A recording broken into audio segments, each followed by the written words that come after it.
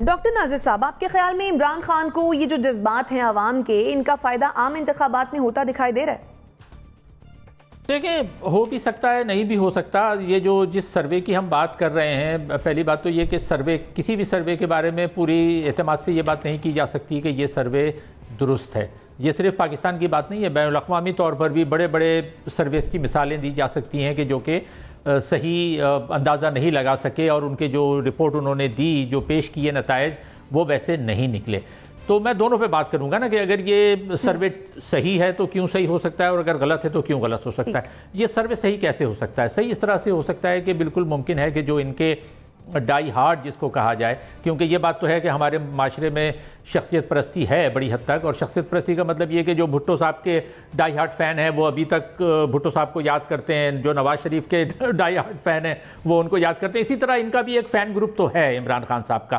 تو یہ بالکل ممکن ہے کہ جو ڈائی ہارڈ ہیں وہ اتنی خراب کارکردگی کے باوجود بھی انہی کے ساتھ لگے ہوئے ہیں، اور جیسے ہم دیکھ رہے ہیں ان کے جلسوں میں بھی آ رہے ہیں۔ اور یہ بھی اس طرح سے بھی یہ سروے صحیح ہو سکتا ہے کہ ایک سمپتھی ووٹ جس کو کہا جائے نا، ہمدردی کا، کیونکہ ایک بہت بڑا طبقہ ایسا ہے جو یہ سمجھتا ہے کہ عمران خان صاحب کے ساتھ غلط ہوا، تو وہ سمپتھی ووٹ میں جو لوگ اگر ان کی طرف سے دور جا رہے تھے تو یہ بالکل ممکن ہے کہ وہ ان کی طرف واپس آ رہے ہوں۔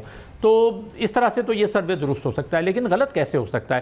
غلط اس طرح سے ہو سکتا ہے کہ جو ان کی کارکردگی ہے، اگر رہی ہے، جو پچھلے 4.25 سال یہ رہے، ان 4.25 سال میں آپ اگر 4-5 بڑی بڑی وزارتوں کو لے لیں جن شعبوں میں جس میں ہم دیکھتے ہیں، جس کا اندازہ لگانا چاہیے، ان میں سب سے بڑی تو معیشت کی ہوتی ہے نا۔ ہم اب یہ بات بالکل کوئی اس میں ڈھکی چھپی بات نہیں ہے، یا اس کو غلط طور پہ پیش نہیں کیا جا رہا کہ انہوں نے جتنے بڑی تعداد میں قرضے لیے، جتنی بڑی انفلیشن یا مہنگائی معاشرے میں بڑھی ملک میں، یہ ایک انپریسیڈنٹڈ تھا۔ اتنا مہنگائی تو ہر دور میں بڑھتی رہی، لیکن جتنا ان کے دور میں بڑھا اس سے ہر آدمی متاثر ہوا، ہر فیملی متاثر ہوئے ہیں۔ غربت کا تناسب ہمارے ہاں بڑا ہے، بے روزگاری ہمارے ہاں بڑی، قرضے ہمارے ہاں زیادہ لیے گئے، معیشت، اچھا جو ڈیپریسیشن تھی کرنسی کی، قدر گری، وہ اتنی جلدی، اتنے کم عرصے میں کبھی ایسا نہیں ہوا کہ اتنا روپے کی ویلیو جو ہے وہ نیچے گئی ہو۔ تو یہ بالکل ایسی کارکردگی ہے کہ جس پہ لگتا نہیں ہے کہ لوگ جو ہے وہ ان کی مقبولیت رہی ہو۔ خارجہ طور پر دیکھیں تو یہ بات بھی بالکل واضح ہے کہ انٹرنیشنلی پاکستان کو بالکل انہوں نے تنہا کر دیا۔ انہوں نے اتنے بلنڈر کیے، نہ صرف انہوں نے بلکہ ان کی ٹیم نے، شاہ محمود قریشی صاحب نے، وہ خارجہ پالیسی کو جو ہے وہ عوامی پالیسی کے طور پہ لے کے چلتے رہے۔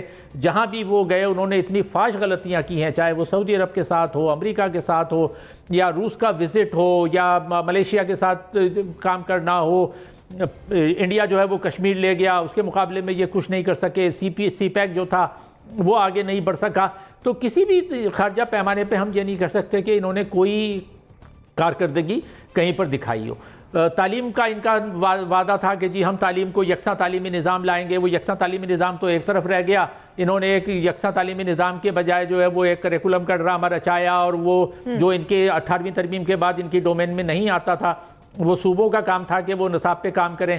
انہوں نے نہ صرف کام کیا، اس پہ اربوں روپیہ خرچ کیا، 2-3 سال لگائے اور اس کو تھوپنے کی کوشش کی۔ وہ تو اچھا ہے کہ سندھ حکومت نے منع کر دیا۔